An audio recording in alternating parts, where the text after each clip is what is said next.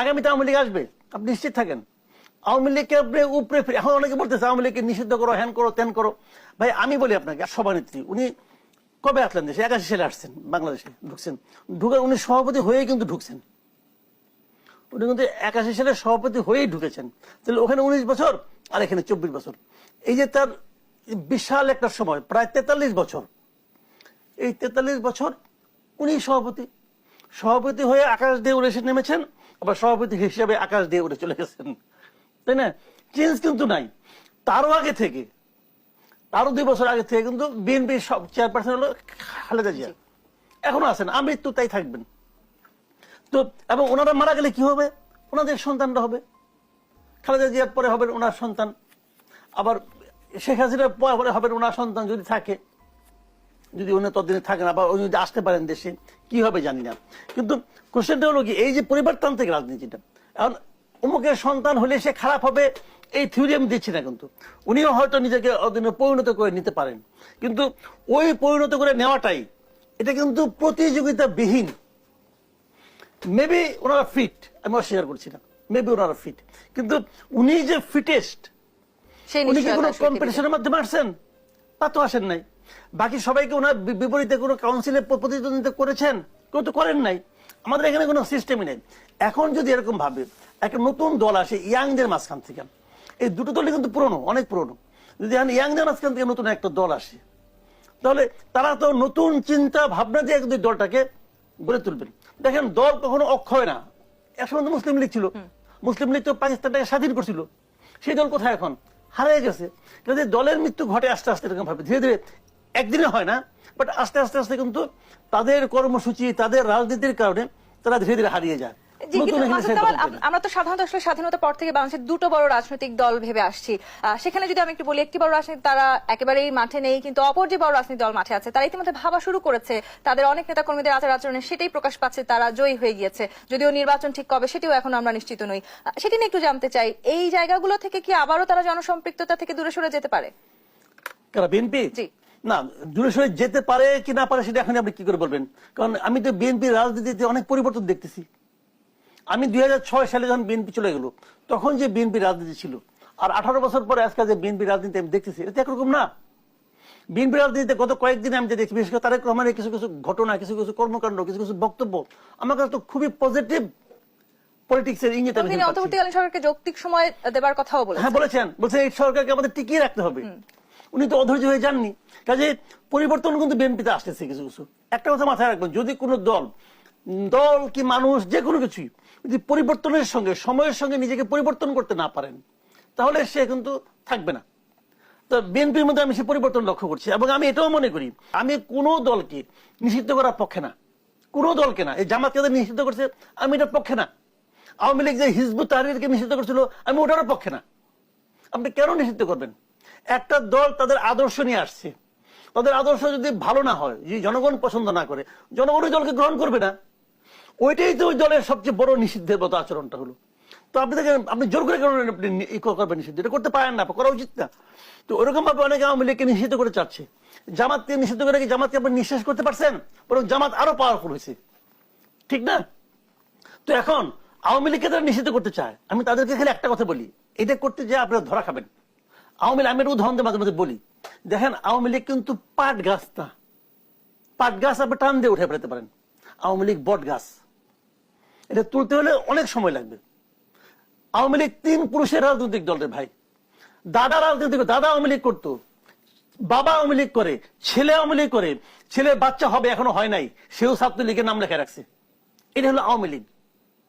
কাজে এই দলকে আপনি টান দিয়ে উপরে ফেলাই দিবেন, এটা হয় না।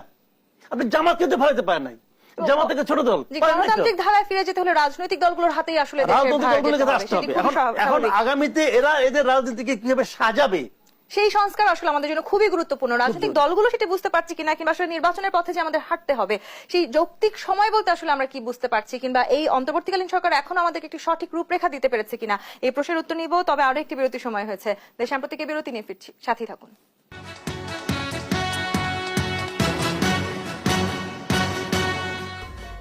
ZSRM দেশ সাম্প্রতিক দেখছেন। মাসুদ কামাল, যৌক্তিক সময়ের কথা আমরা বারবার শুনতে পাচ্ছি।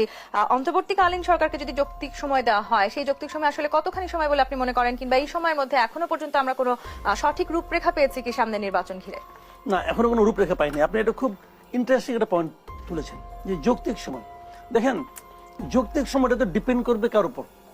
আপনাকে যদি আমি বলি, আপনি বলেন তো যৌক্তিক সময় কতদিন অথবা কত বছর, আপনি যে ফিগারটা বলবেন ওটা আমার সঙ্গে নাও মিলতে পারে। কারণ আমার এক ধরনের ফিগার, আপনার এক ধরনের বক্তব্য, আরেকজনের আরেক ধরনের চাহিদা।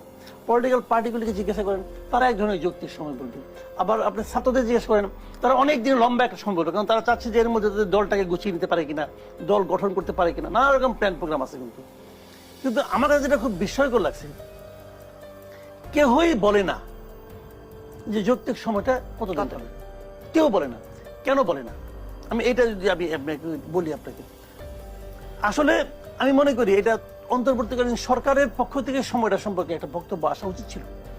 তারা বলতে পারতো, আমরা যে প্ল্যান করেছি আমাদের মনে হয় এটা করতে 2 বছর লাগবে। তারা বলেছেন যে জনগণ যতদিন চাবে তারা ততদিন থাকবে। জনগণ যে কতদিন চাবে আপনি কিভাবে মাপবেন? আপনার বাটখারাটা কি? আপনি বলবেন, হ্যাঁ আমি তন্নির সঙ্গে আলাপ করছি, সে বলেছে 3 বছর। তা আপনি তো মাসুদ কামালের সঙ্গে আলাপ করেন নাই। আমি যে 1 বছর বলতে পারতাম। আমি জনগণ না? আমিও জনগণ। কাজে ওইগুলো হলো একটা ফালতু কথা, যে নাকি শেখ হাসিনা বলতো জনগণ আমাকে ভোট দিয়ে পাঠিয়েছে। তো এখন এটা আপনি কিভাবে মাপবেন? জনগণ তাদের ভোট দিয়ে পাঠাইছে, এটা তার ইলেকশন কমিশন তো বলতো। এই আওয়াল সাহেব বলতো না, কাজে হাবিবুল আওয়াল সাহেব, উনি তো একজন সচিব ছিলেন, বিখ্যাত ব্যক্তি। ওনার সঙ্গে সব জ্ঞানী লোক সবাই মিলে বলতো, হ্যাঁ জনগণ শেখ হাসিনাকে ভোট দিয়ে পাঠিয়েছে। তারা তো বলতো।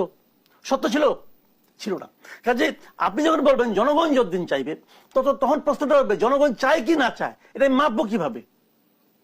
এইগুলো হলো কি জানেন, সময়টাকে মানে সুস্পষ্ট ভাবে না বলার একটা পায়তারা। এটা ঠিক না। ওনাদের যেটা বলা উচিত, ওনারা হিসাব করবেন ওনারা কি কি সংস্কার করতে চান। যেমন সংস্কার জন্য ওনারা ডিসেম্বর পর্যন্ত সময় বেঁধে দিয়েছেন, ডিসেম্বরের মধ্যে তাদের রিপোর্ট দিতে হবে, বুঝলেন? ডিসেম্বরের মধ্যে সংস্কার একটা রিপোর্ট দিল, তারপর তারা কতদিন লাগবে এটা হিসাব করলেন। মনে করেন হিসাব করে দেখান 2 বছর লাগবে। ওনারা বললেন যে আমরা প্রাথমিকভাবে 2 বছরের কথা চিন্তা করছি, এটা বাড়তেও পারে কমতেও পারে। আমি বলছি না 2 বছর যেদিন শেষ হবে ওই দিন আপনি যান, তা বলবো না। কিন্তু উনিদেরকে টাইম লিমিট দিবেন তো। আমি এতদিন এই কাজটা করতে চাই, আপনি করবেন না। ধরেন আপনার বাসায় যে কোনো একটা সংস্কার করবেন, আপনি আপনার রুমের একটু রিঅর্গানাইজ করবেন। আপনি একজন আর্কিটেক্টকে নিয়ে আসলেন, একজন রাজমিস্ত্রিকে নিয়ে আসলেন। তারা যখন দেখবে, প্রথম আপনার প্রশ্নটা কি হবে? ভাই কতদিন লাগতে পারে, তোমার কত টাকা নিবা, টাকাটা জিজ্ঞেস করবেন, কত টাকা দিবা আর কতদিন লাগবে। আপনি জিজ্ঞেস করবেন না? করবেন তো। এখন উনি যদি বলে আমাকে টাকা দেন, আমি এটা আপনাকে যৌক্তিক সময়ের মধ্যে করে দেবো, তাহলে আপনি কাজ করাবেন না। কারণ ওটা যদি একটা এক্সপার্ট লোকের হাতে পড়ে, সে তো 2 দিনে করে দিবে। আর একজন যদি বয়স্ক অবসরপ্রাপ্ত লোকের হাতে পড়ে, সে তার তো অন্য কোনো কাম নাই, সে ওটাকে 1 মাস ধরে করবে। আপনি পছন্দ হবে? সে তো বলবে ভাই আমি এটা একদম পারফেকশনিস্টের মতো করতেছি। আপনি পছন্দ হবে না ভাই। তাই যৌক্তিক সময়টা ম্যান টু ম্যান ভ্যারি করবে, পার্সন টু পার্সন ভ্যারি করবে। কথাটা হলো সবার জন্য যৌক্তিক জন্য ওনারা উচিত ছিল, আমি মনে করি এখনো সময় আছে। আমি মনে করি ওনাদের একটা রোড ম্যাপ দেওয়া উচিত, যে আমি আশা করছি 1 দিনের মধ্যে হবে, তার আগেও হতে পারে পরেও হতে পারে। আমি সবচেয়ে বড় কথাটা বলি আপনাকে, আমাকে আজকে একজন বললো মিনিমাম 7 বছর লাগবে। আমি বললাম ভাই আপনি তো 7 বছর সময় ওদেরকে দিচ্ছেন, আল্লাহ কি ওনাদেরকে 7 বছর সময় দিবে? এক একজনের বয়স হয়ে গেছে, মানে এই টিয়ার পাশে কমপক্ষে 3 থেকে 4 জন, তাদেরকে আল্লাহ 8 বছর সময় দিবে? কাজে আবেগে কথা বলে লাভ নেই ভাই, আবেগ দিয়ে দেশ চলে না, লজিক্যাল হতে হবে। এবং সেই জিনিসটা হলো কি ওনাদের হিসাব করে উনি বলেন যে হিসাব করতে পারবো না। হিসাব না করতে পারাটা একটা অযোগ্যতা। আপনাকে হিসাব করে বলতে হবে যে আমি আশা করছি 1 দিনের মধ্যে পারবো, যদি না পারি 1-2 বছর বাড়তি লাগতে পারে, 1-2 মাস বেশি লাগতে পারে, আবার আগেও হয়ে যেতে পারে। কিন্তু নির্বাচন আসলে আমাদের খুবই প্রয়োজন, যেহেতু আমরা বারবার গণতান্ত্রিক ধারায় যেতে চাইছি। নিশ্চয়ই মাসুদ কামাল, আপনি যেহেতু আছেন, আমি এই প্রশ্নটি একটু করতেই চাই, সুযোগ হাতছাড়া করতে চাই না। গণমাধ্যমের মতন একটি বড় স্তম্ভ, সেটি ছাড়া গণতান্ত্রিক ধারায় আসলে আমাদের প্রবেশ করা সম্ভব নয়। এই 1.5 মাসের বেশি হয়েছে এই অন্তর্বর্তীকালীন সরকারের, আপনি কি মনে করছেন গণমাধ্যমগুলো আগের চাইতে আসলে খানিকটা স্বাধীনতা পাচ্ছে কিনা? আমি সাংবাদিকতা করি আজকে 36 ইয়ার্স। আমার এই 36 বছরের মধ্যে এই সময়ে গণমাধ্যমে যে স্বাধীনতা আমি দেখছি, এরকম আগে কখনোই দেখিনি। গণমাধ্যম তার সর্বোচ্চ স্বাধীনতা এখন ভোগ করছে। এটা হলো আমার অবজারভেশন, আমার পার্সোনাল অবজারভেশন। আপনাদের এখানে আসলাম, কথা বললাম, আমি তো ভাই কথাবার্তা বলি বিভিন্ন জায়গায়। আমি বিটিভিতেও যে কথা বলছি কয়েকদিন আগে, আমার জীবনে কোনদিন বিটিভি আমাকে ডাকে নাই, এইবার ডাকছে। এবং ওখানে যে কিন্তু আমি সব কথাতে সরকারের প্রশংসা করছি তা না, আমি সরকারের সমালোচনা করছি, যেটাকে আমার ভালো লাগছে আমি করছি। ওরা বক্তা হিসেবে, আলোচক হিসেবে আমার যে অপিনিয়ন, ওটাকে আমার অপিনিয়ন হিসেবে প্রচার করছে। বিটিভি একটা প্ল্যাটফর্ম হিসেবে কাজ করতেছে এখন। এটা কি এর চেয়ে বড় অর্জন আমাদের কি হতে পারে? সরকার বিটিভির উপর কোনো হস্তক্ষেপ করতেছে বলে আমার কাছে মনে হয় না। এখন যারা চালাচ্ছে তারা কি করছে আমি বলতে পারবো না, কিন্তু কোনো হস্তক্ষেপ করে না। কোনো একটা টেলিভিশন বলতে পারবে না সরকার থেকে কোনো ইনস্ট্রাকশন আসছে এটা করো, এটা করো, এটা করো না। ডক্টর ইউনূস, আমরা তো ওনার লেভেলের লোক আমাদের খুব কম আসছে, উনি আসছে 1.5 মাস হয় নাই, তারপরে ওনাকে যে সমালোচনা করা হচ্ছে, কোন সমস্যা হচ্ছে? উনি তো মেনে নিচ্ছে, উনি আবার বলতেছেন আমার সমালোচনা করেন। আর আগের প্রধানমন্ত্রী কি বলতেন? গঠনমূলক সমালোচনা করেন। গঠনমূলক সমালোচনা অর্থ কি? মানে উনি উচ্চারণ করেন গঠনমূলক সমালোচনা করেন, আসলে বলেন যে তৈলমর্দন করেন। তো ইনি তো তা বলছেন না, ইনি সমালোচনাকে শুনছেন। হ্যাঁ, আমি যেটা বলছি, আমি ওনার যে সমালোচনা করছি, আমার সমালোচনা কিন্তু ভুল থাকতে পারে, সবাই তো শুদ্ধ হবে না। আমি তো আমার জ্ঞান দিয়ে সমালোচনা করছি, আমার জ্ঞান তো সীমাবদ্ধ হতেও পারে, ভুল হতে পারে। উনি কিন্তু ভুলটা শুনছেন, তবু এটা দিয়ে হয়তো ওনার মধ্যে একটা সেকেন্ড থট আসবে, আর একটা চিন্তা আসবে। আসুক। আমি মনে করি গণমাধ্যম এই সময় যতটুকু স্বাধীনতা ভোগ করছে, এতটা স্বাধীনতা এর আগে কখনো ভোগ করেনি। আপনি অর্জনের কথা বলছিলেন, বাঙালি হিসেবে কিংবা আসলে একজন বাংলাদেশের নাগরিক হিসেবে বাংলাদেশের মালিকানা তো নিশ্চয়ই একজন যিনি বাংলাদেশী, যিনি নাগরিক, কিন্তু সেখানে আমাদের মালিকানা প্রকাশ করার উপায় হচ্ছে কি নির্বাচন, এবং নির্বাচনে আমাকে বেছে নেওয়ার যে সুযোগ সেটি আমাকে দিতে হবে। সেই সুযোগ আসলে অন্তর্বর্তীকালীন সরকার আমাদের দিতে পারবে কি না, সেই বাংলাদেশের সেই রাজনৈতিক বাস্তবতা, এখনকার বাস্তবতা, সেই প্রেক্ষাপট কি তৈরি হয়েছে? সেটা সম্ভব না, সেটা সম্ভব। এখন ওনারা চাইলে কালকে দিতে পারে, বলতে পারে যে আগামী সপ্তাহে নির্বাচনের ঘোষণা দিলাম, এর মধ্যে নির্বাচন হয়ে যাবে। কিন্তু সেই নির্বাচন কিন্তু আমরা চাই না।